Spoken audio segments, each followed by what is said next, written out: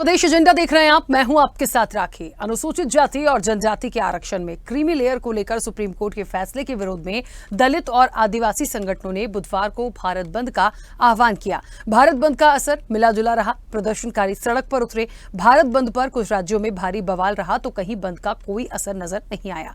दलित और आदिवासी संगठनों के भारत बंद को कई राजनीतिक संगठनों का भी समर्थन हासिल रहा। दरअसल इस विरोध के पीछे 1 अगस्त 2024 को आया सुप्रीम कोर्ट का वो फैसला है जिसमें उच्चतम न्यायालय के 7 न्यायाधीशों की संविधान पीठ ने कहा था कि राज्य को सरकारी नौकरियों में आरक्षण देने के लिए अनुसूचित जातियों का उपवर्गीकरण करने का अधिकार है। फैसले का मतलब है कि राज्य एससी श्रेणियों के बीच अधिक पिछड़े लोगों की पहचान कर सकते हैं और कोटे के भीतर अलग कोटे के लिए उन्हें उपवर्गीकृत कर सकते हैं। फैसले के दौरान हुई बहस में अदालत ने SC/ST में क्रीमी लेयर की आवश्यकता पर जोर दिया था, जिसके बाद कांग्रेस, बसपा, चिराग पासवान की लोजपा और रामदास आठवले की RPI समेत कई पार्टियों ने कोर्ट के फैसले के कई पहलुओं की आलोचना भी की थी। अब दलित और आदिवासी संगठनों के विरोध का कितना असर होगा? बंद बुलाने वाले संगठनों की मांग क्या है? सुप्रीम कोर्ट के फैसले के बाद क्या क्या हुआ? विपक्षी दलों ने फैसले पर क्या कहा और सरकार ने अदालत के निर्णय पर क्या रुख अपनाया है? इसी पर चर्चा को आगे बढ़ाएंगे। उससे पहले देखिए ये रिपोर्ट। सुप्रीम कोर्ट के कोटे में कोटा से संबंधित एक फैसले के विरोध में दलित और आदिवासी संगठनों ने 21 अगस्त को बंद का ऐलान किया था। आरक्षण के समर्थन में देश के कई हिस्सों में दलित संगठनों ने जुलूस निकाले, पदयात्रा की और प्रदर्शन किया। कुछ राज्यों में बंद से आम जनजीवन प्रभावित भी रहा, लेकिन ज्यादातर स्थानों पर बंद का मिला जुला असर देखा गया। दिल्ली से लेकर यूपी, बिहार, झारखंड, राजस्थान, उड़ीसा, पंजाब, हरियाणा, मध्य प्रदेश, छत्तीसगढ़ समेत अन्य राज्यों में भी बंद के आह्वान का मिला जुला असर रहा। लेकिन बिहार, झारखंड, राजस्थान में कुछ स्थानों पर पुलिस और प्रदर्शनकारियों के बीच झड़प देखी गई। बिहार की राजधानी पटना में बंद के दौरान जमकर बवाल देखने को मिला। पुलिस ने भी प्रदर्शनकारियों पर लाठीचार्ज किया।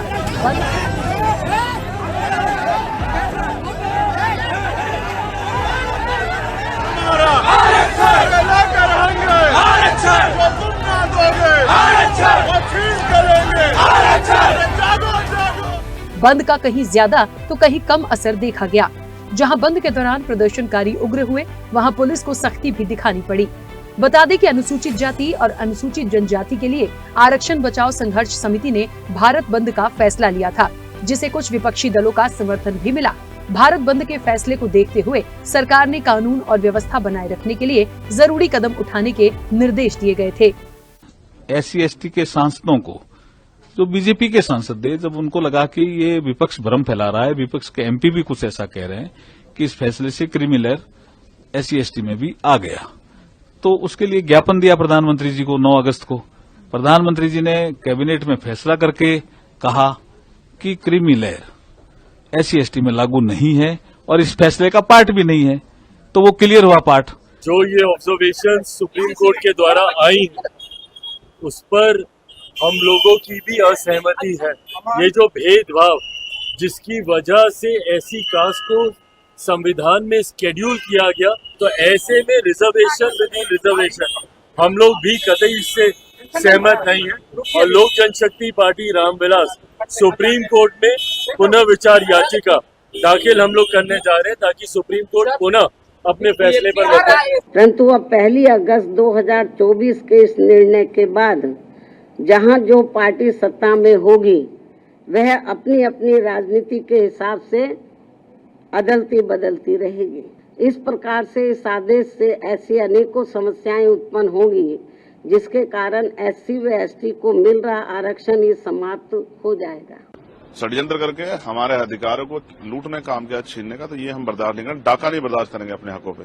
इसके लिए चाहे सरकार से जो अध्यादेश लाने की बात हो, चाहे सुप्रीम कोर्ट में जो है रिपिटिशन दाखिल करने की बात हो, या मैं आज सारे मेंबर ऑफ पार्लियामेंट जो शेड्यूल कास्ट शेड्यूल ट्राइब के हैं या जो सामाजिक न्याय को मानते हैं, उन सबसे चर्चा करूंगा और बहुत जल्द जो है एक बड़ा जो है हम अपना इस संघर्ष का स्वरूप सरकार और सुप्रीम कोर्ट को दिखाएंगे। हम अब पीछे हटने वाले नहीं। सुप्रीम कोर्ट के फैसले के विरोध में भारत बंद का आह्वान करने वालों की कुछ मांगे हैं। इनमें अनुसूचित जाति, अनुसूचित जनजाति और अन्य पिछड़ा वर्ग के लिए न्याय और समानता, आरक्षण पर संसद का नया अधिनियम, केंद्र सरकार की नौकरियों में अनुसूचित जाति, अनुसूचित जनजाति, अन्य पिछड़ा वर्ग के लिए जाति आधारित डेटा जारी करना, उच्च न्यायपालिका में इन समूहों के लिए 50% प्रतिनिधित्व का लक्ष्य, केंद्र राज्य सरकार की नौकरियों के साथ साथ सार्वजनिक क्षेत्र के उपक्रमों में बैकलॉग रिक्तियों को भरना। आपको बता दें कि सुप्रीम कोर्ट ने पिछले दिनों एक फैसला सुनाया था जिसमें कहा गया था कि सभी SC/ST जातियां और जनजातियां समान वर्ग नहीं हैं। कई जातियां ज्यादा पिछड़ी हो सकती हैं। इसके लिए अदालत ने सीवर की सफाई करने वाले और बुनकर का काम करने वालों का उदाहरण दिया था। उन्होंने कहा कि ये दोनों ही जातियां SC कैटेगरी में आती हैं। इस जाति से आने वाले लोग बाकी लोगों से ज्यादा पिछड़े हैं। उधर आरक्षण के मुद्दे पर राजनीतिक घमासान भी मचा है। सत्ता पक्ष और विपक्ष की ओर से तमाम बयान भी सामने आए हैं। ऐसे नेताओं को चुल्लू भर पानी में डूब मरना चाहिए कि ऐसे हमारे वोटों से चुनकर संसद में पहुंचते हैं और हमारे ही बहुजन समाज के हक और अधिकार को उनके पैरों तले, उनके नाक के नीचे कुचला जाता है। उनकी आवाज निकालनी चाहिए। इस डिसीजन से हमें ये लगा है कि हम लोगों को बांटना चाहती है। इस तरीके से आरक्षण के साथ छेड़छाड़ करने की ये नीति ठीक नहीं है। आरक्षण प्रतिनिधित्व का मामला है। आरक्षण कोई गरीबी हटाओ अभियान नहीं है, जिसका सरकारों ने और सुप्रीम कोर्ट ने समझ रखा है। भारत बंद को यूपी में सपा, बसपा, आजाद पार्टी समेत तमाम संगठनों ने भारत बंद को अपना समर्थन दिया, लेकिन सुप्रीम कोर्ट ने अनुसूचित जाति और अनुसूचित जनजाति के लोगों के बीच में ही अलग अलग श्रेणियां बनाने की राज्य सरकारों को इजाजत देती है। इस फैसले से बहुत विवाद हुआ। कोर्ट ने कहा कि आरक्षण का फायदा सबसे ज्यादा जरूरतमंद लोगों को मिलना चाहिए, लेकिन कई सामाजिक और राजनीतिक संगठनों ने इस फैसले का विरोध किया है। उनका कहना है कि इससे आरक्षण के सिद्धांतों को नुकसान पहुंचेगा। इस फैसले के खिलाफ और इसे वापस लेने की मांग को लेकर ही भारत बंद का आह्वान किया गया, लेकिन अब देखना ये होगा कि इस बंद का सरकार पर कितना असर पड़ता है और आगे अब आंदोलित संगठनों का क्या फैसला होता है। स्पेशल रिपोर्ट, स्वदेश न्यूज। चलिए, तो देखिए, एक बात तो बड़ी महत्वपूर्ण है, जिस तरीके से क्रीमी लेयर को लेकर, आरक्षण को लेकर ये जो एक रण है और ये जो भारत बंद हुआ, कुछ लोगों ने समर्थन किया। सुप्रीम कोर्ट की जहां तक गाइडलाइंस की बात है वो एक अपनी तरफ से अलग आई है, लेकिन इस पूरे मामले में जिस तरीके से तमाम चीजें निकल कर आई हैं उसमें मुख्य रूप से पहला सवाल ही ये आ जाता है कि आखिरकार SC/ST में भी अलग से यदि आप वर्गीकरण करेंगे तो उसको कैसे आप उस मापदंड में रख पाएंगे, कैसे आप उतना आरक्षण निकाल पाएंगे, कैसे दे पाएंगे। देखिए, मकसद या मंशा ये नहीं है कि सुप्रीम कोर्ट ने कोई गाइडलाइन दी है तो उस पर सवाल उठाएं, लेकिन लगातार जो विरोध आया है, प्रतिक्रिया भी तमाम लोगों की सुनिए, जिस तरीके से उन्होंने सवाल उठाए हैं उसके जवाब मुझे लगता है बहुत क्लियरिटी के साथ आने की और रखने की जरूरत है। इस चर्चा पर चलेंगे। तमाम मेहमान हमारे साथ जुड़े हैं। सबसे पहले आपका परिचय करा दें। भारतीय जनता पार्टी का पक्ष रखने के लिए कैप्टन आई सिंह भदौरिया हमारे साथ जुड़े हैं। कैप्टन आई सिंह भदौरिया जी, बहुत स्वागत चर्चा में जुड़ने के लिए। कांग्रेस का पक्ष रखेंगे राजकुमार मीणा। राजकुमार जी, आपका भी बहुत स्वागत है। आजाद समाज पार्टी के प्रदेश अध्यक्ष हैं सुनील अस्तेय। सुनील जी, आपका भी बहुत स्वागत है। आरजेडी का पक्ष रखेंगे संजय सिंह यादव। संजय जी, आपका भी बहुत स्वागत है। बीएसपी का पक्ष रखेंगे भारत गौतम। भारत जी, आपका भी बहुत स्वागत है। और सुप्रीम कोर्ट के अधिवक्ता डॉक्टर एपी सिंह हमारे साथ जुड़े हैं। एपी सिंह जी, आपका भी बहुत स्वागत है। मैं चर्चा की शुरुआत सबसे पहले कैप्टन आई सिंह भदौरिया जी आपसे करूंगी। मेरी आवाज पहुंच रही है? जी, आपकी आवाज है। कैप्टन आई सिंह भदौरिया जी, ये देखिए, सुप्रीम कोर्ट की गाइडलाइन को अभी हम एक तरफ रखते हैं, इसलिए क्योंकि जब न्यायालय की तरफ से कुछ आता है तो उस पर तीखा टिप्पणी करना या कोई सवाल उठाना किसी का भी राइट नहीं है। लेकिन क्या हम ये जरूर पॉइंट रख सकते हैं, तमाम लोग क्योंकि जिस तरीके से जुड़े हैं और भारत बंद की बात हुई है, बहुत सारे लोगों ने समर्थन किया है, कुछ तो आपके लोग भी हैं जो समर्थन में उतरे हैं। मुझे ऐसा लगता है कि क्या एक SC/ST जो वर्ग है उसमें भी अलग श्रेणी देने की जरूरत है। उस क्रीमी लेयर को कैसे आइडेंटिफाई कर रहे हैं, यहाँ पर आरक्षण कैसे आप डिवाइड कर पाएंगे? देखिए, आरक्षण के जो कोर्ट ने जो आदेश किया है, जो भी डिसीजन दिया है, बिल्कुल वो जो है ना स्तर को परे है, उसको मान्य है और मान्य सभी को करना भी चाहिए और करते भी हैं सभी। तो आरक्षण जो जिसके ऊपर जो पहले से जब चला आ रहा है उसमें कोई कहीं कभी किसी की कमी पेशी नहीं है। आरक्षण वैसे ही रहेगा, जिसको जो मिलता है वो मिलेगा। हाँ, ये जरूर है कि कहीं ना कहीं थोड़ी बहुत जो राजनीतिक पार्टियां हैं आरक्षण के नाम पे अपनी राजनीतिक रोटियां जरूर सेकती हैं और वो दिखाई दे रहा है। बाकी आरक्षण जिसका है उसको मिलता है, किसी का आरक्षण ना कोई ले सकता है ना उसको ज्यादा दे सकता है। तो ये भूल है कि किसी का आरक्षण कोई, अरे सामान्य वर्ग का जो है ना SC एसटी या ओबीसी का आरक्षण ले ही नहीं सकता, नियम में ही नहीं है, अधिकार में ही नहीं है। अगर राजनीतिक पार्टियां हैं इसको घुमा फिरा के आम जनता को, आम पब्लिक को इस तरह से गुमराह करती हैं, जिस तरह से आपने देखा होगा कि चुनाव में किस तरह से गुमराह किया गया था। गूगल सत्ता में आ गई तो संविधान को खत्म कर देगी, आरक्षण खत्म कर देगी, क्या क्या अफवाहें उड़ाई गई थी। तो वही सब चीजें हैं, आरक्षण जिसका है उसी को मिलेगा। ये तो बस आम जनता को गुमराह करने के लिए ये राजनीतिक पार्टियां अपना वोट बैंक बनाने के लिए इस तरह की बातें करते हैं, इस तरह की चालें चलते हैं और जनता को गुमराह करते हैं। मगर जिसका जो अधिकार है, जिसका जो आरक्षण है, उसको कोई नहीं ले सकता और ना ही सरकार किसी को दे सकती है। ये मैं आपको क्लियर कर दूं कि सरकार भी किसी को नहीं दे सकती। तो आरक्षण जिसका जितना परसेंटेज है वो उसी को मिलेगा। उसके बाद भी राजनीति है, तो राजनीति ये करिए, आप राजनीति जरूर करिए।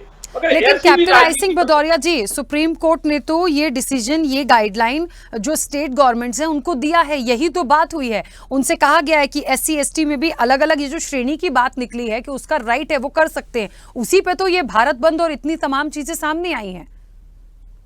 देखिए, मैं एक बहुत अच्छी बात आपको बताना चाहूंगा कि अगर SC ST का आरक्षण है या चाहे वो OBC का हो, किसी का भी हो, तो उसमें क्रीमी लेयर जरूर होना चाहिए।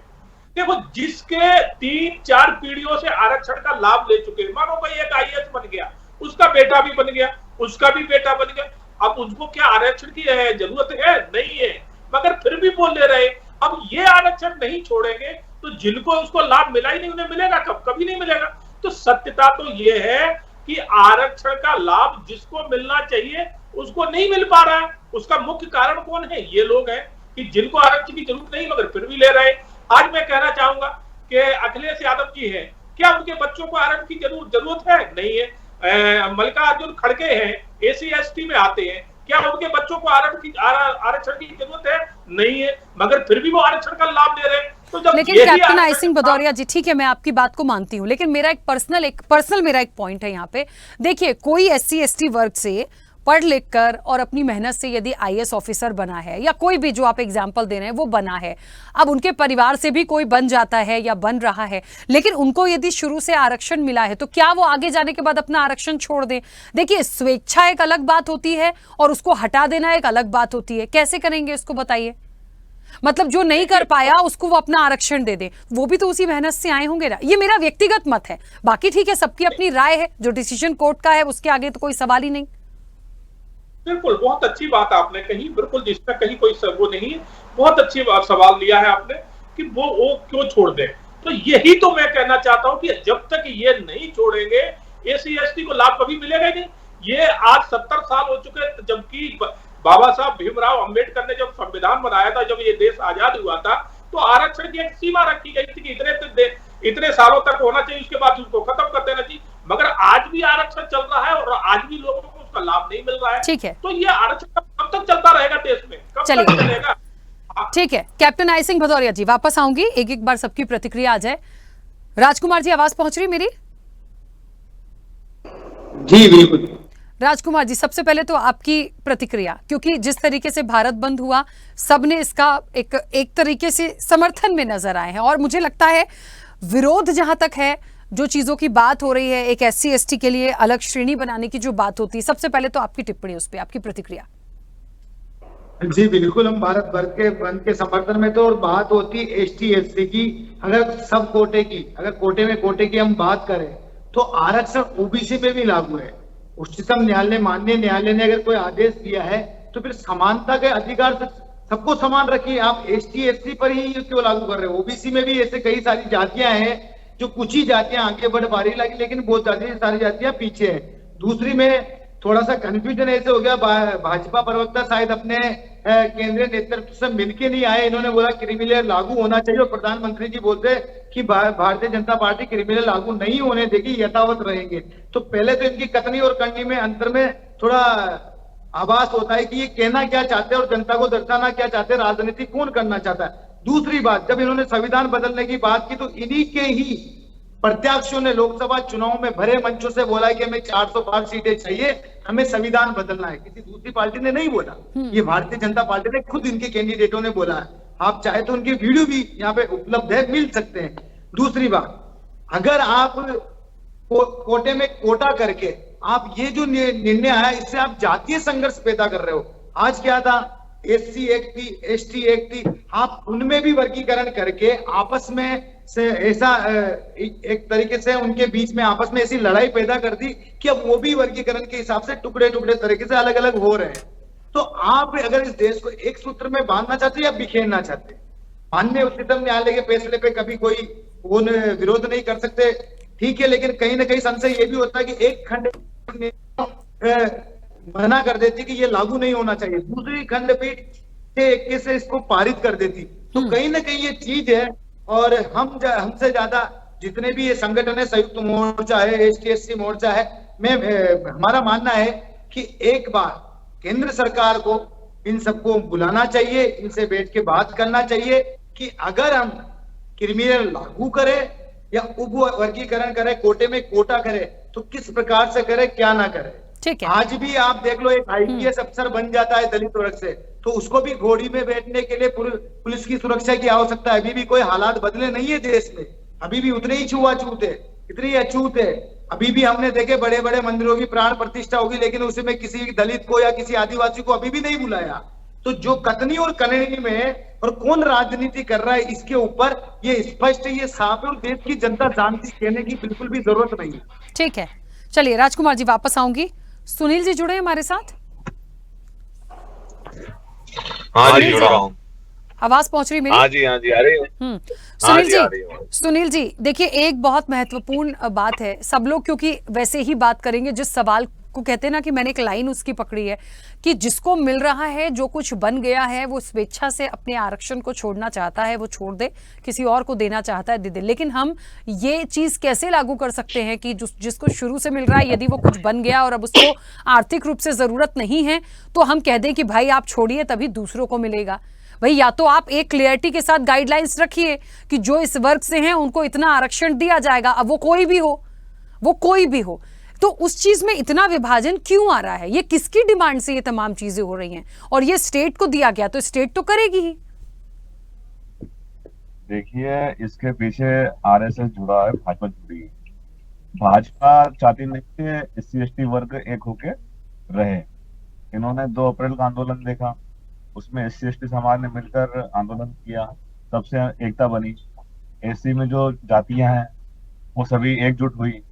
तो किस प्रकार से इनको तोड़ा जाए, इन पर राज किया जाए, ये नीति है। आप मुझे बताइए कि एक दलित आईएएस आईपीएस बन जाता है, फिर भी उसके साथ में जातिगत भेदभाव होता है, ना कि आर्थिक रूप से। ये भाजपा की नीति है तोड़ने की। और हमारी तो डिमांड शुरू से यही है कि भाई जो जज बैठे हैं सुप्रीम कोर्ट के अंदर, वो जज कॉलेजियन सिस्टम से आए हैं, उनको क्या पता कि समाज की स्थिति क्या है क्या नहीं है। तो ये पूरा समाज इनको आज नकार चुका है। और आप देखेंगे आज की पूरा भारत इतना सफल बन रहा, चाहे पूरे देश का कोना कोना लीजिए आप, पूरे समाज में एक रोष है। और जिस प्रकार से जो सुप्रीम कोर्ट का डिसीजन आया है, कहीं ना कहीं वो एससी एसटी समाज को तोड़ने वाला है। और ये एससी एसटी समाज के हर तबका समझ चुका है इस चीज को। तो उनकी एक ही मांग है कि किसी प्रकार से भी ये चीजें हो। दूसरी बात ये है कि सुप्रीम कोर्ट को ये अधिकार नहीं है वो संविधान में संशोधन करे या कुछ करे। भाई हम तो चाहते हैं कि संसद इसके अंदर हस्तक्षेप करे और संसद के माध्यम से चीजें हो। अब आपने इन्होंने खुली छूट दे दी राज्य सरकारों को। अब आप देखिए कि तेलंगाना की सरकार है, वो सबसे पहले कहती है कि भाई हम इनको हमारे राज्य में लागू करेंगे, और उसके बाद जहां इलेक्शन होने वाला हरियाणा में, वहां पर बीजेपी की सरकार कह रही है। एक तरफ प्रधानमंत्री कह रहे हैं, जब एससी एसटी के सांसद मिलते हैं उनसे तो बोले कि हम लागू नहीं होने देंगे। उनके जो मंत्री हैं वो पीसी करके कहते हैं कि संविधान के हिसाब से आरक्षण मिलेगा। तो इनकी कथनी और करनी में अंतर है। इसीलिए समाज एकजुट हो चुका है और समझ चुका है कि कौन हमारे साथ खड़ा कौन नहीं खड़ा है। तो हमने आज भारत बंद बुलाया और शांतिपूर्वक हमने हमारी मांग रखी। आप देख सकते हैं कि हमारे भीम आर्मी के सैनिकों ने कहीं पर भी किसी प्रकार की कुछ चीजें वो नहीं करी कि भाई कुछ चीजें हो 2 अप्रैल जैसी। और हमारा अगर सरकार ने हमारी मांगे नहीं मानी तो हम लोग 11 सितंबर को चंद्रशेखर आजाद जी के नेतृत्व में हम जंतर मंतर घूमने का काम करेंगे। और ये लड़ाई हम लोग छोड़ने वाले नहीं है। ठीक है। इस पे एक बात तो कहना चाहूंगा कि चुनाव के अंदर जो आरक्षण बचाने की बात कर रहे थे, संविधान बचाने की बात कर रहे थे, दलित हितैषी थे, आज वो सारे बड़े बड़े नेता चुप है, तो जनता उनको भी देख रही है कि कौन हमारे साथ खड़ा, कौन नहीं खड़ा। ठीक है, चलिए वापस आएंगे। भारत गौतम जी, आवाज पहुंच रही है मेरी? जी, आपकी आवाज पहुंच रही है, मैं सुन रहा हूँ सब। भारत गौतम जी, सभी लोगों को आप सुन रहे हैं, बात एक ही आ रही है। मुझे लगता है अभी तक जितने, क्योंकि मैं एपी सिंह जी भी हमारे साथ जुड़े, उनसे तो मैं, क्योंकि सुप्रीम कोर्ट को लेकर अभी जिस तरीके से सुनील जी कह रहे थे, तो उसका जवाब मैं वहां से उनसे बाद में लूंगी। लेकिन इस पर मुझे ये बताइए, आपसे तो मेरा सीधा सा सवाल है कि ये बात को लाने का मकसद या इसको इम्प्लीमेंट कराने का मकसद क्या हो सकता है? ये आरक्षण की जो आग है या आरक्षण की लड़ाई, ये पहली बार तो हो नहीं रही, चाहे SC ST को ले लीजिए, चाहे OBC को ले लीजिए, लेकिन उसमें भी हम विभागीकरण करें, वर्गीकरण करें, ये समझ से परे है। ये कैसे हो पाएगा? जैसे जातियों को लेकर बीच में बात चली थी, वैसे यहाँ ये तमाम चीजें चली आ रही हैं। मैं बोल सकता हूँ मैम? जी बोलिए। देखिए, मुद्दा है रिजर्वेशन का, और रिजर्वेशन के मुद्दे की अगर हम बात करते हैं तो हमको फिर ये संविधान के तहत दिया गया है। जितने भी हमारे देश के जो SC ST OBC के जो जितने भी हमारे लोग हैं, उन सबको जो आरक्षण दिया गया है वो संविधान के तहत दिया गया है, और संविधान के तहत ही 342, अगर हम SC ST की बात करते हैं तो आर्टिकल 342 के अंदर साफ साफ लिखा हुआ है कि ये सिर्फ और सिर्फ राष्ट्रपति महोदय जी को अधिकार है कि वो उस स्टेट के जहाँ पे ये बातें की जानी है या जहाँ पे आप इस पे कुछ चेंज करना चाहते हैं, अमेंडमेंट करना चाहते हैं, तो वहां पर आप राज्यपाल से बात करके इस चीज पे बात चर्चा कर सकते हैं। सुप्रीम कोर्ट, माननीय सुप्रीम कोर्ट का तो इसमें हस्तक्षेप होना बनता ही नहीं है। उन्होंने फिर भी इसमें अपनी तरफ से राय दे दिया कि आप इस पे क्रीमी लेयर बनाइए, या फिर जो जातियां एक पीढ़ी जिनकी कुछ आगे बढ़ गई है तो दूसरी पीढ़ी को इसका लाभ ना दिया जाए। इसी तरीके से अगर पूरा देश आज सवाल पूछ रहा है कि कोलिजन क्या है, फिर हम लोग इस चीज पे चर्चा नहीं कर रहे हैं। हम लोग SC ST के रिजर्वेशन पे चर्चा कर रहे हैं, मगर हम इस चीज पे चर्चा नहीं कर रहे कोलिजन क्या है। जब एक पीढ़ी, एक दादा या नाना या चाचा एक बार अगर कोई जज बन जाता तो क्या जरूरी है उसके बेटे को, पोते को, नाती को फिर से जज बनाया जाए? क्या ये रिजर्वेशन नहीं है एक तरफा? और इसमें नहीं होना चाहिए वर्गीकरण, या इसमें अधिकार नहीं होना चाहिए हर व्यक्ति को कि भाई जो लोग नहीं जज बन पाए और तैयारी कर रहे हैं उनको भी जज बनने का अधिकार है? तो इस पे भी आप एक डिबेट रखिएगा, मैं ये कहना चाहूंगा, क्योंकि देश में हर जनता, हर व्यक्ति का अधिकार है सवाल करना और जायज सवाल करना। SC ST की अगर हम बात करते हैं, देखिए इस देश का दुर्भाग्य है कि जो हमारे जीवन में काम होते हैं उन काम को जातियां बना दिया गया, और जातियों के साथ साथ जो जाति छोटी या जो काम छोटा हुआ उसको छोटी जाति समझ के उसको दीन भावना की, हीन भावना की नजर से देखा गया।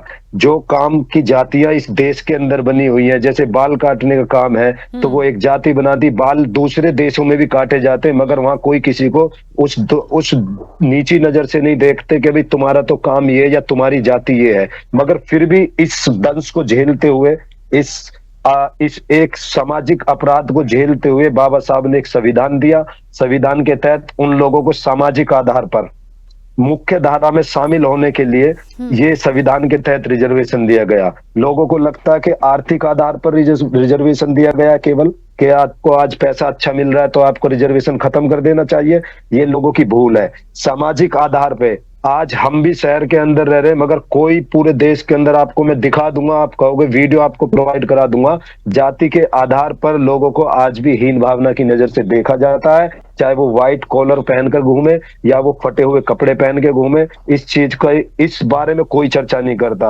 और आपके चैनल के माध्यम से मैं एक सवाल और करना चाहूंगा, क्योंकि ये SC ST या OBC की रिजर्वेशन के मामले पे जो भी बातें आती हैं, जब हमारे देश के अंदर 2 अक्टूबर पर हर व्यक्ति, प्रधान से लेकर प्रधानमंत्री तक, हर व्यक्ति झाड़ू उठा करके सफाई करके ये कहता है मेरा गांव, मेरी गली, मेरा घर, मैं सफाई करूंगा, मैं अपनी गंदगी को दूर करूंगा, तो क्यों नहीं उस दिमाग की मानसिकता की, उस गंदी मानसिकता को दूर करने के लिए 14 अप्रैल को लोग बात करते हैं कि मेरा गांव, मेरी गली, मेरा घर, मैं यहां से जातिवाद को खत्म करूंगा।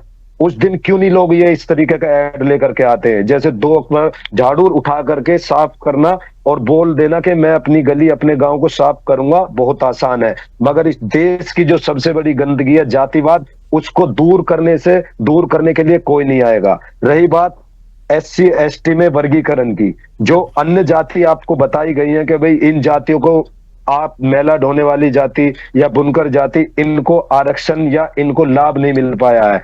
आप इस बात को समझिए, आप आज पूरे देश में कहीं भी जाकर के देखिए, जो लोग गवर्नमेंट एम्प्लॉय थे, हमारे स्वीपर भाई, हमारे भाई हैं वो स्वीपर भाई आज ठेके पे काम करने के लिए क्यों मजबूर है?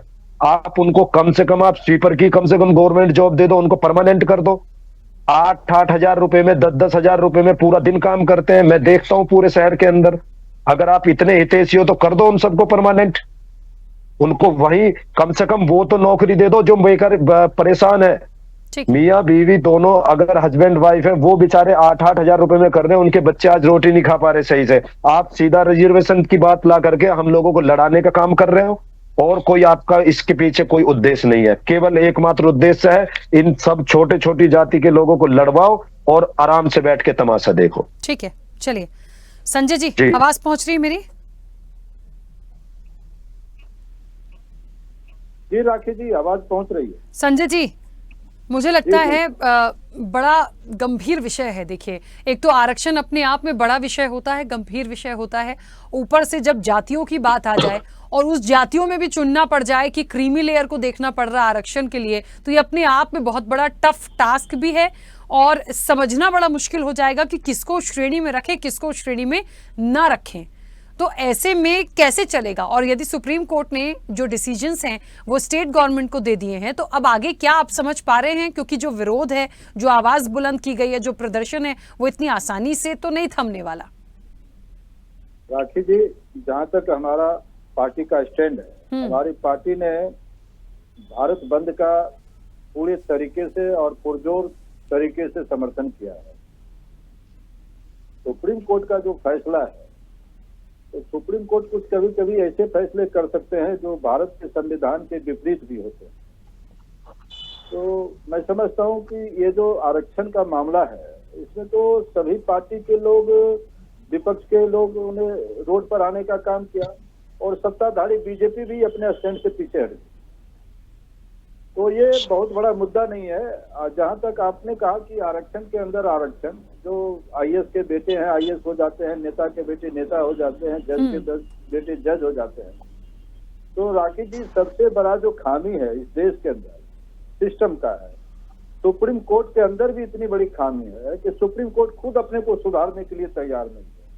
वो खुद कॉलेजियम सिस्टम को बनाए रखना चाहता है, ताकि जो जज के पीढ़ी दर पीढ़ी बच्चे जज बनते जा रहे हैं।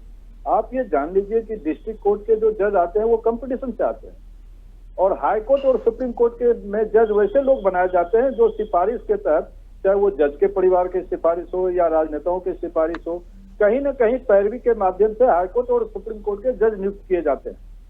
तो जब सिफारिश के माध्यम से जो लोग आते हैं, अब वो न्याय की बात कहां से करेंगे? जो खुद दूसरे के सिफारिश से किसी परिवार के पीढ़ी के वजह से सुप्रीम कोर्ट के जज बन जाते हैं, हाई कोर्ट के जज बन जाते हैं, तो वो दूसरों को क्या न्याय देंगे?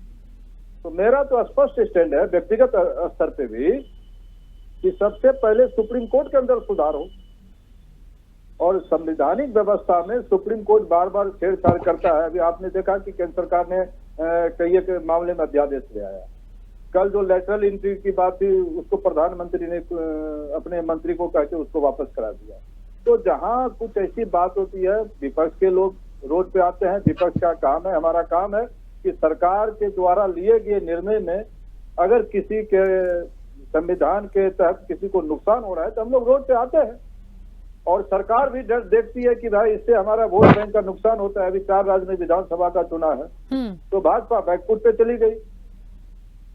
तो ये तो पॉलिटिकल मामला है, और पॉलिटिक्स सब दिन होता था, है और आगे भी रहेगा। राजनीति से प्रेरित बातें होती है तो हम लोग भी राजनीति करते हैं। विपक्ष में है तो हम रोड पर आएंगे ही आएंगे। हम दलित की बात, संवैधानिक बात को जहां कहीं नजरअंदाज करने की बात होगी, संविधान के अधिकार में कटौती की बात होगी, तो हमारा पार्टी का जो स्टैंड है, हमारा व्यक्तिगत स्टैंड हो सकता है कुछ हो, लेकिन पार्टीगत स्टैंड जो हमारा राष्ट्रीय जनता दल का है, आदरणीय हमारे नेता तेजस्वी यादव जी का है, हमारे नेता तेजस्वी यादव खुद रोड पे आए हैं। तो हम लोग संवैधानिक व्यवस्था में छेड़छाड़ के खिलाफ हैं। सुप्रीम कोर्ट कुछ ऐसा ना करे कि इस देश के लोगों को संविधान के तहत जो मिला अधिकार है उसमें जातिगत लड़ाई छिड़ जाए इस देश के अंदर। कोटा के अंदर पहले सुप्रीम कोर्ट खुद के अंदर अपने में सुधार लाए ना। मैं तो केंद्र सरकार से मांग करता हूँ, प्रधानमंत्री आदरणीय नरेंद्र मोदी से मांग करता हूँ कि सबसे पहले आप हाई कोर्ट और सुप्रीम कोर्ट को सुधार दीजिए। वहां पर कहाँ पिछड़े दलित अकलियत के जज लोग? ना पिछड़े की भागीदारी है, ना दलितों की भागीदारी है, ना अकलियतों की भागीदारी है। जो सेंट्रल यूनिवर्सिटी है पूरे देश में, कहाँ है रिजर्वेशन का मुद्दा? आप मेरिट के आधार पर कह देते हैं कि भाई इसको मेरिट नहीं है। अरे भाई, जिसने मेरिट नहीं था, जब आजाद भारत के समय भीमराव अंबेडकर ने ही संविधान की रचना की, तो उस समय के दलित जब उतने विद्वान थे, तो क्या आज के दलित में विद्वानों की कमी है क्या? ओबीसी में विद्वानों की कमी है क्या? मैं किसी अगड़े की बात विरोध में नहीं कर रहा हूँ। इसका सबसे बड़ा समाधान है राखी जी, मेरा जो व्यक्तिगत नजरिया है कि इस देश में आबादी के हिसाब से आप आरक्षण दे दीजिए। जिस वर्ग की जितनी आबादी है उसको, चाहे सरकारी नौकरी में हो, जुडिशियरी में हो, ब्यूरोक्रेसी में हो, यहाँ तक कि राज्यों की सरकार और केंद्र के सरकार में भी हो। आप देख लीजिए कि केंद्र के सरकार में कितने % लोग ओबीसी के मिनिस्टर हैं, कितने दलित हैं, कितने माइनॉरिटी है। भले ही ये बीजेपी की सरकार है, लेकिन हिंदुस्तान में मुस्लिमों की भी एक बड़ी आबादी है और इस देश को आजाद कराने में मुस्लिम समाज का भी बड़ा योगदान है। तो क्यों नहीं आज भारत केंद्र सरकार में एक भी मुस्लिम मंत्री है? अगर आपने टिकट नहीं दिया तो कोई बात नहीं है, आप नॉमिनेट करके भी तो केंद्र में मुस्लिम समाज को प्रतिनिधित्व दे सकते हैं केंद्रीय सरकार में।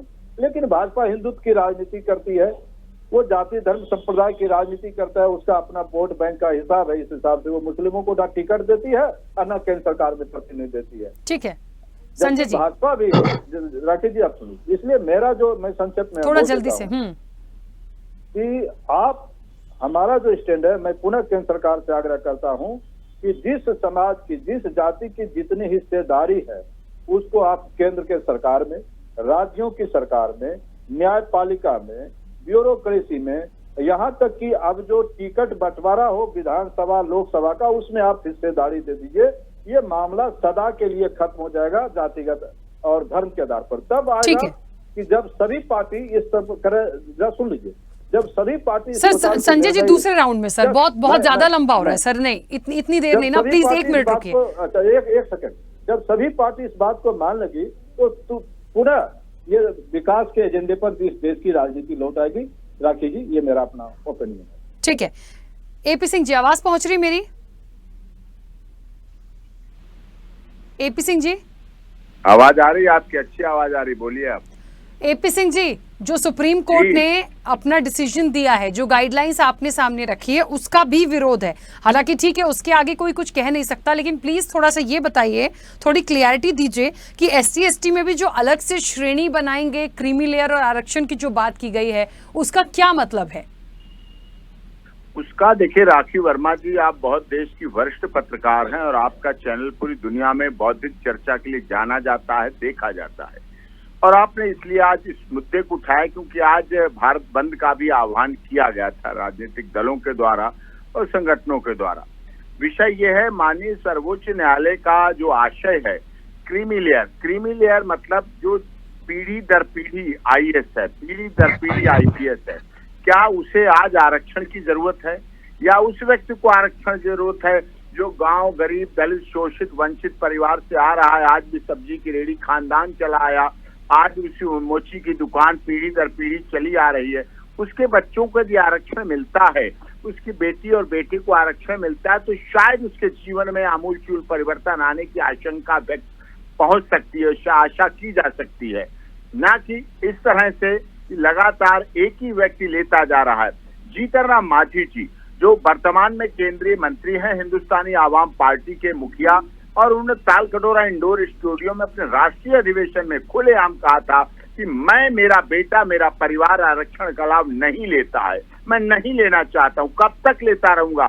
मैं बिहार का मुख्यमंत्री रह लिया, मैं विधायक और सांसद रह लिया, तो तब भी मैं आरक्षण लूं, ये उचित नहीं है, ये उनके लिए छोड़ना चाहिए। इसी बात को क्रीमी लेयर एक ऐसा तबका है, एक ऐसा वर्जन है जो लगातार चल रहा है, लगातार हो रहा है, और उनके आधार पर उनको भी सबका, कहते ना, सभी का खून शामिल है की मिट्टी में, किसी के बाप का हिंदुस्तान तो नहीं है। क्या उन्होंने ही ठेका ले रखा है पीढ़ी दर पीढ़ी अपने आरक्षण को बनाकर, चाहे वो राजनीतिक क्षेत्र में हो, चाहे वो सामाजिक क्षेत्र में हो, चाहे औद्योगिक क्षेत्र में हो, चाहे व्यापारिक क्षेत्र में हो, चाहे कोई भी क्षेत्र हो।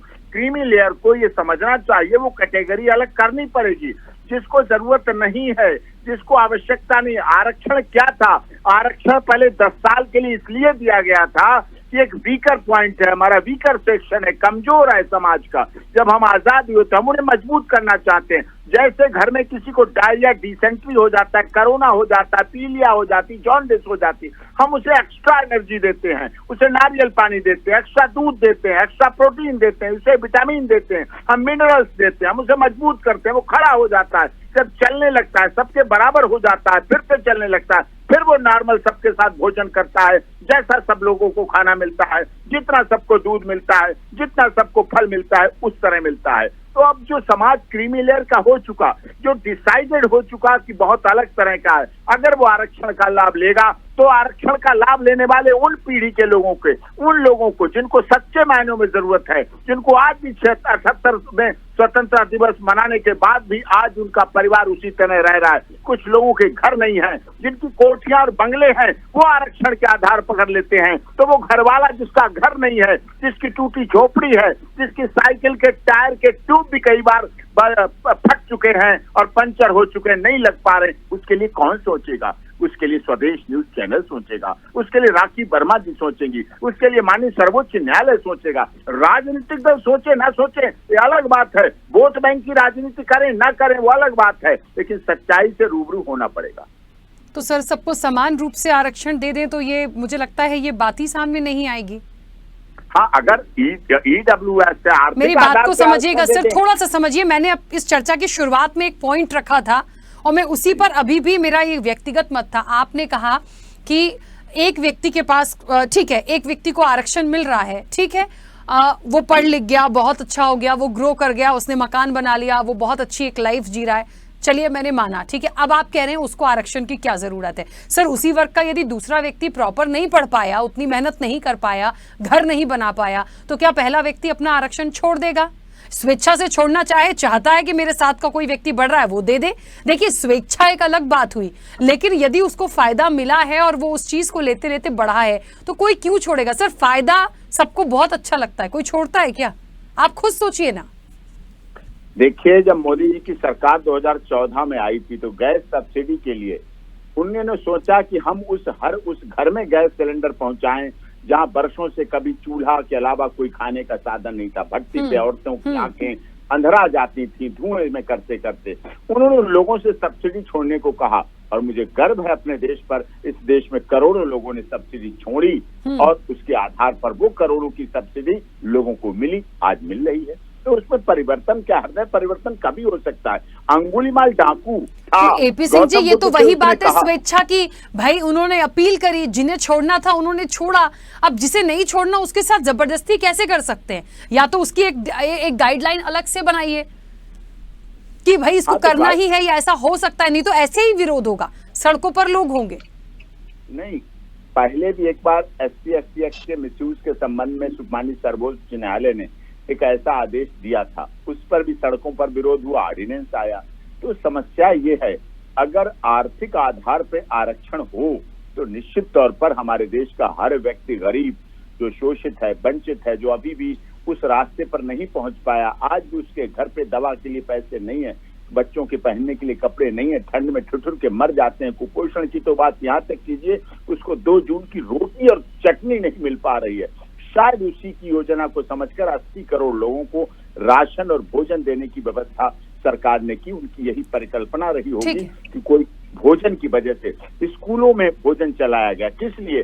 कोई बच्चे के घर में सुबह को खाना नहीं बन पाया, नहीं बना है। हो सकता है उसका पिता रात को शराब पी के पड़ा रहा हो और पैसे नहीं लिए हो, राशन ना हो, लेकिन वो बच्चा स्कूल में भूखा ना पहुंचे। अगर स्कूल में बच्चा पहुंचा तो उसे भोजन मिलना चाहिए। यही शायद सरकार की योजना थी, ठीक है, चलिए खिलाने की। ठीक है एपी सिंह जी, 1 मिनट बीच में रोक रही हूँ। संजय जी और भारत जी कुछ कहना चाह रहे थे, पहले भारत जी आप बोलेगा। संजय जी 1 मिनट। जी बहुत बहुत धन्यवाद आपका राखी जी, आपने मुझे मौका दिया। मैं ये कहना चाहता हूँ, जैसे अभी इन्होंने एक उदाहरण दिया कि परिवार में कोई व्यक्ति बीमार होता है तो उसको स्पेशल ट्रीटमेंट दिया जाता है, बिल्कुल दिया जाता है, मगर ये विषय दूसरा है। उदाहरण आपने इसको जोड़ दिया, बहुत खूबसूरती से जोड़ा। वकील साहब, आपको आपकी इस कला को पूरा देश देखता है। आप जहां जहां भी जैसे जैसे जो जो केस लड़े हैं, बहुत ही अच्छा है। और मैं आपसे ये पूछना चाहूंगा, क्या सुप्रीम कोर्ट को रिजर्वेशन और संविधान में छेड़छाड़ के बजाय अगर इतना ही मन हो रहा था, तो आपको भी मेरा सुझाव है, आप सुप्रीम कोर्ट के लॉयर हैं, इस पे आप सकते हैं कि इतने सारे हमारे स्वीपर भाई हैं, इतने सारे हमारे बहुत दलित भाई हैं जो आज भी 8,000 7,000 पे स्वीपिंग का काम कर रहे हैं निगम के अंदर, एनसीडी के अंदर। क्यों नहीं उनको आदेश कर दिया जाता कि भाई ये सारे पूरे देश के अंदर जितने हमारे भाई हैं इनको परमानेंट या फिर गवर्नमेंट का एम्प्लॉय बनाया जाए और इनको 40 या 45 हजार रुपए की तनख्वाह दी जाए, 8,000 7,000 ठेकेदारी पे ना देने के बजाय। और इनके परिवार में जो लोग भूखे, आप बता रहे हैं कि लोग 2 टाइम की 2 रोटी का उनका इंतजाम नहीं है। और दूसरा मैं ये आपसे पूछना चाहता हूँ, 80 करोड़ लोग 1 मिनट सर, जिनको हमारे देश के अंदर गिनती बताई जाती है कि 80 करोड़ लोगों को राशन फ्री में दिया जा रहा है। क्या हमारा देश गरीब देश है? 80 करोड़ आबादी भूखी मर रही है, जिसको सरकार रोटी दे रही है, खाना दे रही है।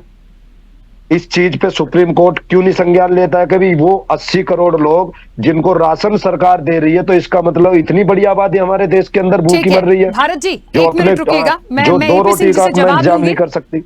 जवाब लूंगी। उसके पहले कैप्टन आई सिंह भदौरिया जी, क्योंकि जुड़ा हुआ सवाल सरकार से है, आप कुछ कहना भी चाह रहे थे, अपनी बात रखिएगा। संजय जी इसके बाद आपकी प्रतिक्रिया। बहुत इन्होंने जो बात कही, मैं इन्हीं की बात में इनका जवाब देना चाहूंगा। इन्होंने कहा कि हमारे जो सफाई कर्मी भाई हैं वो 8,000 में नौकरी कर रहे हैं, उनको लाभ नहीं मिल रहा। बिल्कुल सही बात है, बहुत अच्छी बात आपने कही। और इसमें जवाब छुपा हुआ है कि आप उनको लाभ देना ही नहीं चाह रहे।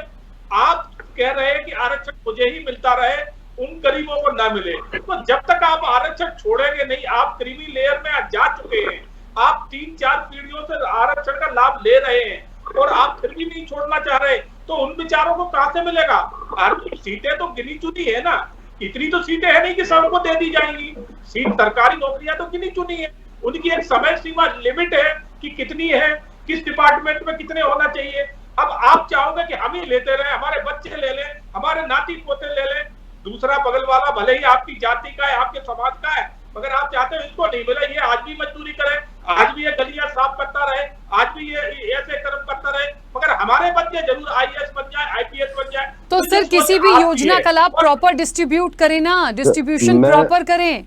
मंशा यदि 1 लाख लोगों को देने की है तो मॉनिटरिंग करें, 1 लाख लोगों को मिले। मैं जवाब दूंगा मैम, इस बात का 10 सेकंड में जवाब दूंगा अगर आप मुझे मौका दें तो। 1 मिनट भारत जी, 1 सेकंड। कानून बनना, अब इसके ऊपर कानून बनने की आवश्यकता है। कानून बनना चाहिए कि आप गरीब को आरक्षण मिलना चाहिए।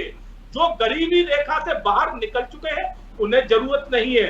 और ये सब लोग कहते हैं बाबा साहब ने लिखा, बाबा साहब को मानते हैं मगर बाबा साहब की बात को नहीं मानते। बाबा साहब ने 10 साल के लिए आरक्षण किया था, क्यों आप 70 साल तक उसका लाभ ले रहे हो? और अगर लेना ही है तो उन भाइयों को दिलाइए ना जिसको जरूरत है। हम बाबा साहब की बात जरूर करेंगे, मगर बाबा साहब के बताए हुए रास्ते 10 सेकंड चाहिए। चलिए भारत जी 10 सेकंड दिए आपको, जवाब दे दीजिए जल्दी से। बाकी मेहमान भी प्लीज कुछ कहना चाहते हैं। अभी जो सर ने कहा 10, आप बहुजन समाज पार्टी की सरकार पे पीछे घूम के नजर डालिए। 2007 में माननीय बहन जी ने ये जो सफाई कर्मियों की सभी के लिए भर्ती खोल दी थी कि जब ये सब लोग गंदगी कर सकते हैं तो सभी लोग सफाई भी कर सकते हैं। तो आइए सभी लोग जो भी नौकरी करना चाहते हैं, स्वीपर की केवल एक वाल्मीकि समाज हमारा ये नहीं कि वो ही झाड़ू लगाता रहेगा। इसके लिए तो हमारी बहन जी ने सबसे पहले कदम उठाया था कि सभी लोग गंदगी कर सकते हैं तो सभी लोग सफाई भी कर सकते हैं। आइए सब लोग ज्वाइन करिए और सब लोग अप्लाई कीजिए, नौकरी लीजिए सफाई कर्मी की। और यूपी के अंदर आप जाके देखिए, आज अगर आप ऑन रिकॉर्ड रजिस्टर में देखोगे तो सभी जातियों ने उसमें भर्ती का फायदा उठाया है और उसको नौकरी कर रहे हैं वो लोग। ठीक है। चलिए और मैं संजय जी, आपको ये बताना चाह रहा हूँ कि 8,000 उनको मिल रहे, तो ये किसने उनको रोक रखा है ठीक है गवर्नमेंट भारत को जी, 10 कि सेकंड आप से उनको डबल हो गए परमानेंट करिए? बल्कि और ज्यादा हो गए। ठीक है संजय जी। Sorry ma'am. मैं आपकी बातों का समर्थन करता हूं। आपने कुछ देर पहले जो कही कि सबको समान अवसर दे दे तो ये मुद्दा ही खत्म हो जाए।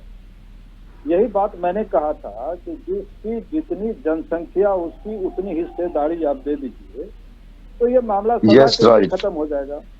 और सुप्रीम कोर्ट में सबसे पहले तो न्यायिक कमीशन आवे ताकि सुप्रीम कोर्ट और हाई कोर्ट के जजों की नियुक्ति भी हो, जैसे यूपीएससी के माध्यम से IAS IPS बनाए जाते हैं। जब तक ये नहीं होगा तब तक आप सुप्रीम कोर्ट के से निष्पक्ष न्याय की उम्मीद नहीं कर सकते हैं। राखी जी, मैं दावे के साथ कहता हूं कि जातिगत मानसिकता सभी के मन में होती है, ये कोई बोलते नहीं है।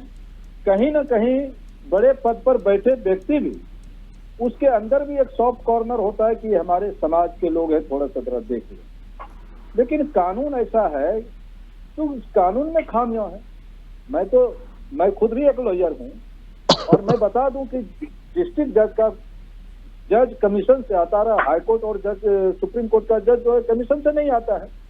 तो सबसे पहले इस व्यवस्था में सुधार हो, जनसंख्या के आधार पर सभी वर्गों को उसकी वाजिब हिस्सेदारी दे दीजिए, टिकट बंटवारे में हिस्सेदारी दे दीजिए, केंद्र सरकार के मंत्रिमंडल के गठन में जातिगत जिसकी जितनी जनसंख्या उसको हिस्सेदारी दे दीजिए। ये सारे मुद्दे तभी खत्म होंगे। लेकिन होता क्या है कि वोट के लिहाज से जो दबंग जातियों हैं, चाहे हम हों या अपर कास्ट के लोग हैं, जो अपने हिसाब से कानून बनाती है और राजनीति में अपनी ताकत बढ़ाने के लिए, अपनी हिस्सेदारी अपना सत्ता में कायम रहने के लिए वो बंटवारे की राजनीति करती है।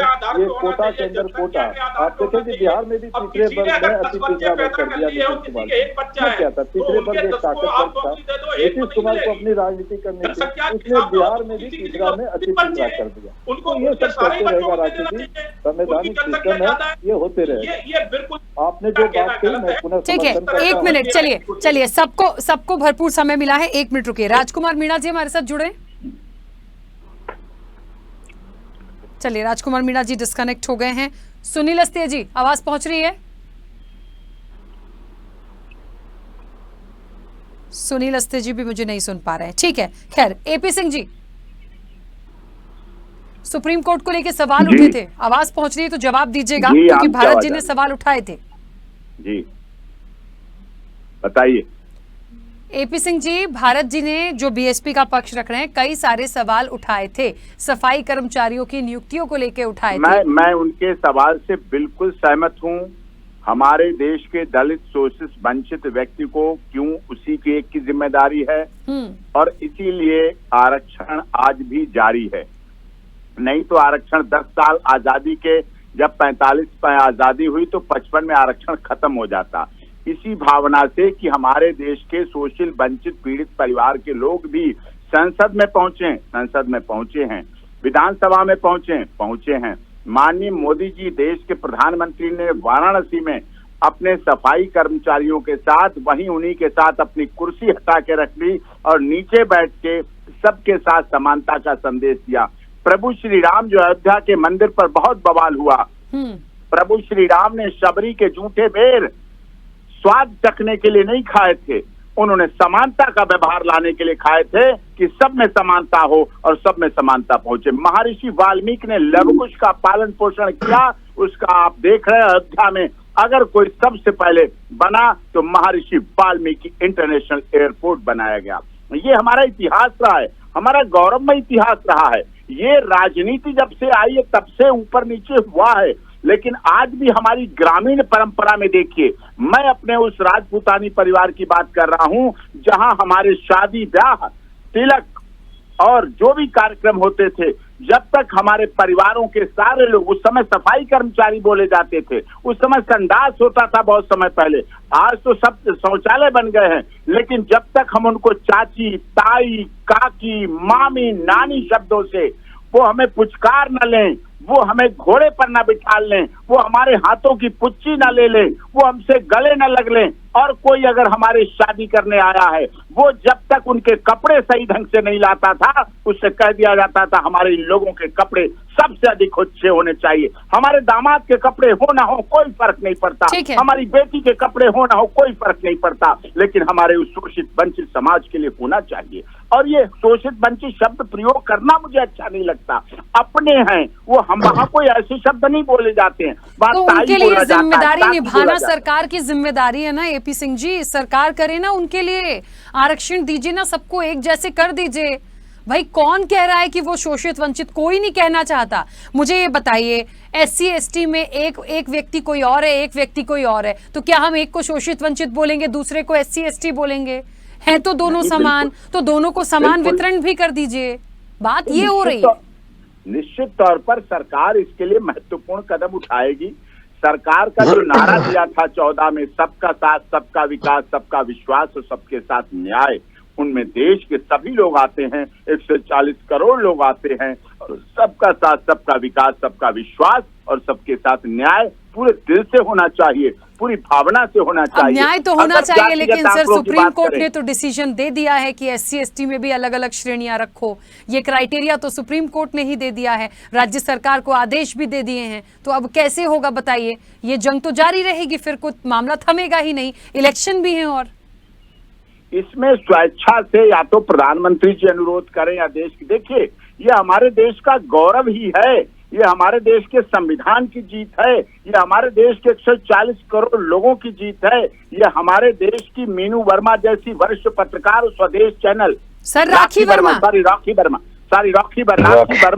और स्वदेश चैनल की जीत है कि हम राखी वर्मा जी जो हमारे देश की महामहिम राष्ट्रपति, उड़ीसा से एक आदिवासी समाज से आने वाली महिला हमारे देश की महामहिम राष्ट्रपति बनी।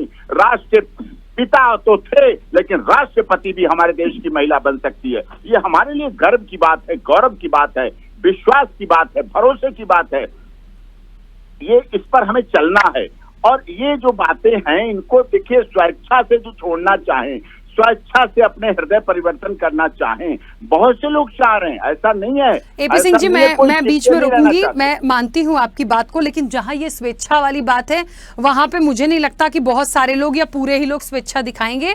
इसके लिए कुछ करना पड़ेगा, ऐसे तो नहीं हो पाएगा, क्योंकि जिसको लाभ मिल रहा है कोई भी लाभ अपना कहीं जाने नहीं देगा, चाहे वो कितने ही बहुत बड़ा वर्ग में चला गया हो, बहुत बड़ा बन गया हो, या वो गरीब रह गया हो। लाभ सबको चाहिए, फायदा सबको चाहिए, आरक्षण है उनके अधिकार में तो आरक्षण उनको चाहिए। ठीक है, क्योंकि समय की सीमा है। कैप्टन आई सिंह भदौरिया जी, आप अपनी बात रखिएगा जल्दी से। निश्चित तौर पर राखी जी, मैं यही कहना चाहूंगा कि अब कानून में जरूरी है, कानून में सुधार होना चाहिए, क्योंकि इस तरह से तो आरक्षण जो वंचित हैं उनको कभी मिल ही नहीं पाएगा। तो इसलिए जिनको मिल गया है उनको इससे बाहर कर देना चाहिए, आरक्षण उनको देना चाहिए।